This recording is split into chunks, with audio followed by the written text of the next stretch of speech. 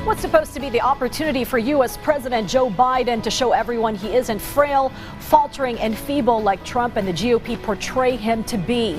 But for 90 agonizing minutes, the president struggled to keep himself together to little avail.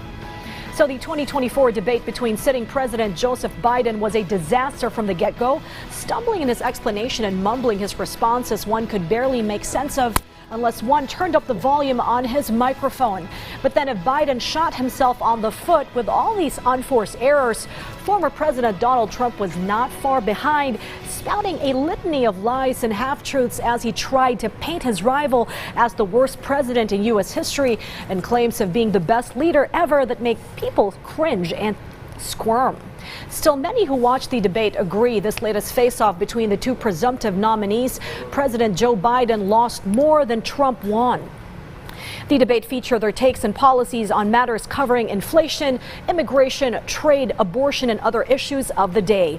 A second debate is planned for September, but is tentative and may not push through if the Republican Party feels content with Trump's performance and sees no need to validate himself again. In another face-off, he could well lose. To make more sense about these developments in the U.S. presidential races, Chris Casquejo of the Voice of America. Good evening, Chris. Good morning to you from Washington, D.C. in the White House. Right, that's right. I was going to say it's evening here, morning there. So good morning. Thanks for coming again to share your thoughts on the recent presidential debates. There was a lot of information that was covered. It was very eye-opening, to say the least. But what were the main takeaways from both candidates, both positive and negative, and were there any surprises? Well, let's start with the takeaways. For Joe Biden, unfortunately, it's negative, at least even according to people in Democratic circles. A lot of the talk on the morning shows here in the U.S. is that Biden did not have his best night, and he got off to a very slow start. He sounded hoarse, and he had trouble making points on several occasions. Now, for his part, Donald Trump had numerous opportunities to condemn the January 6th rioters, but he didn't condemn those rioters, given numerous opportunities. But he went further with his theme of retribution, saying that members of the congressional committee who investigated January 6th, along with President Biden, could be facing criminal charges without specifying what basis they would be charged under. And Biden took that opportunity or opening to shoot back that the only person on the stage who's a convicted felon is the man I'm talking to. So it said, that just showed how tense this debate was. These two candidates really don't like each other, and it showed on that stage. And as far as surprising moments, there was one surprising policy moment that stood out to some observers. Trump said he will not seek a ban on the so-called abortion pill, mifepristone, after the Supreme Court recently ruled that it could be used here in the States, and it is prescribed in nearly 2/3 of abortions. So a majority of the abortions that happen here in the U.S. use this abortion pill.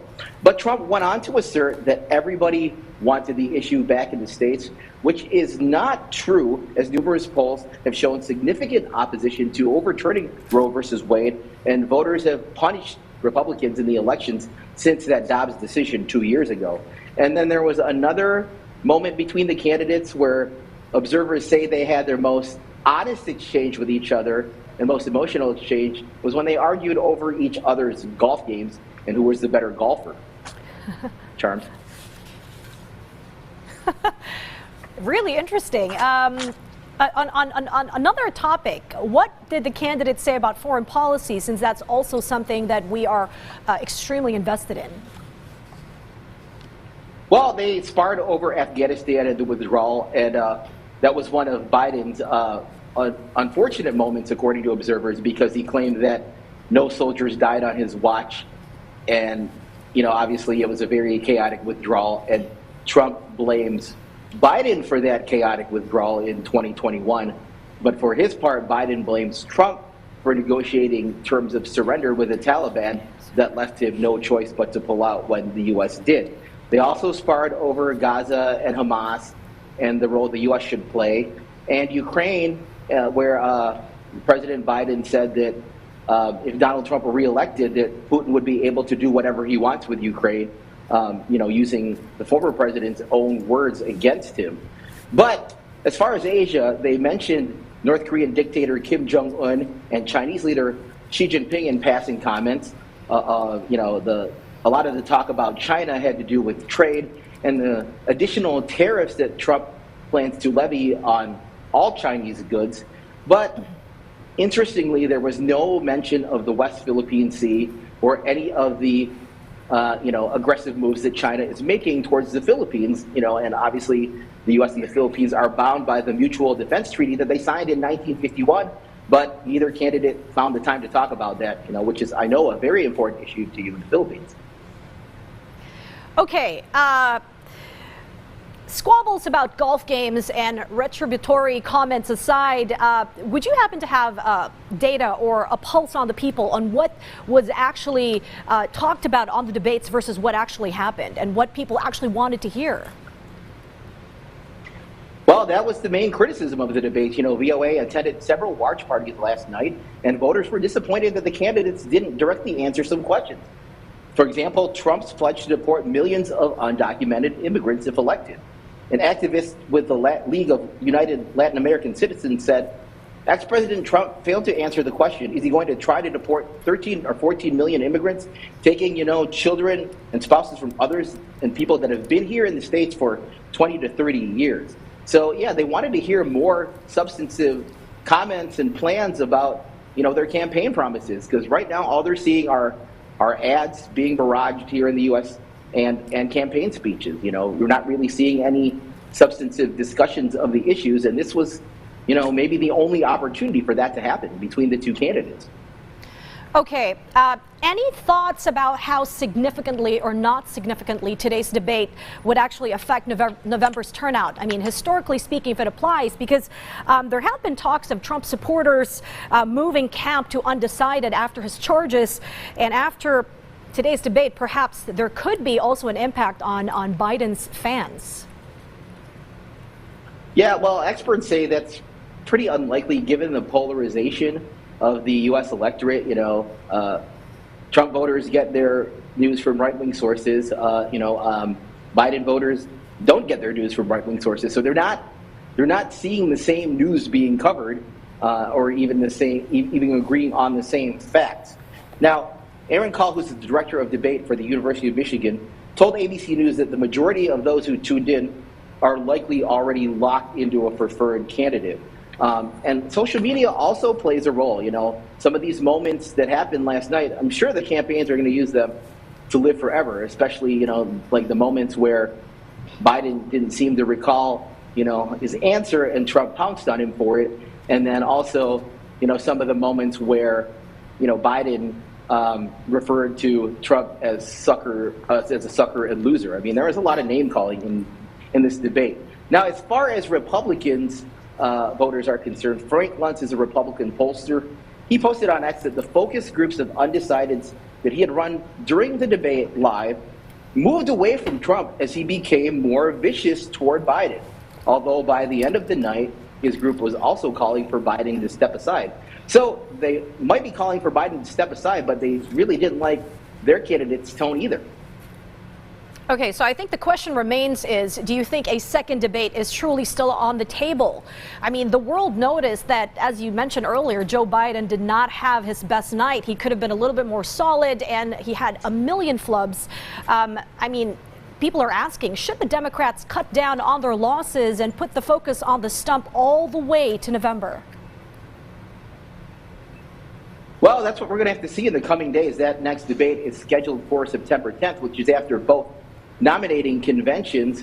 But one of the things we're going to watch for is, are these calls for Joe Biden to step down or step aside going to grow? Are they going to grow at the superdelegate level? Those are the delegates that are attending the convention who are not committed to Biden. Because if Biden were to step aside as the nominee, he would have to pledge his delegates that are committed to him that he won through the nominating process to another candidate, whoever that may be.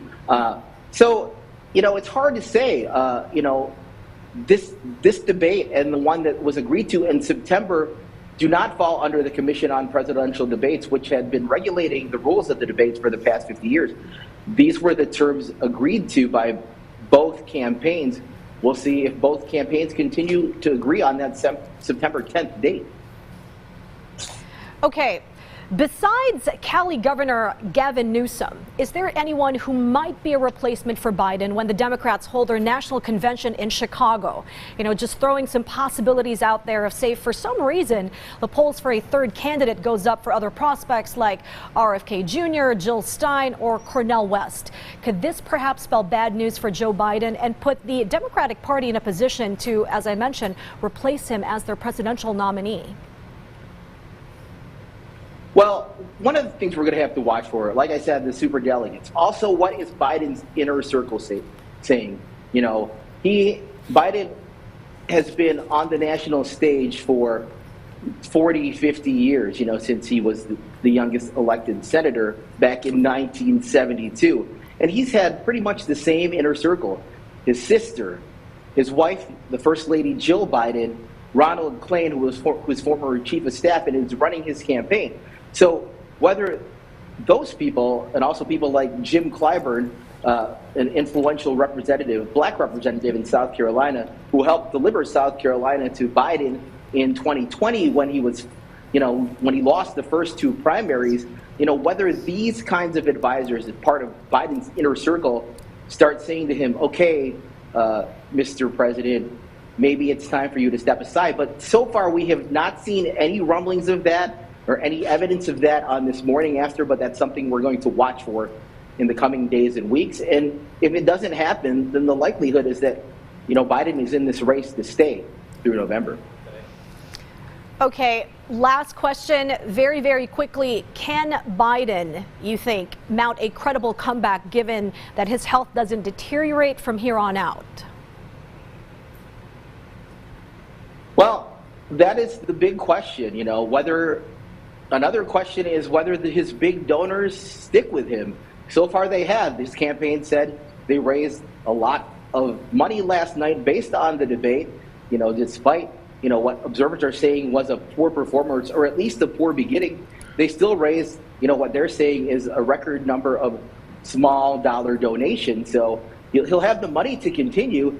It's whether, you know, the polling is going to show any movement. You know, he's behind in those key battleground states, but those races are too close to call. But if we see that, you know, perceptions change after this debate and Trump is gaining more ground or, you know, putting more distance in these battleground states, you know, then maybe we will see that kind of talk. But so far, I would say that it's too early to say that.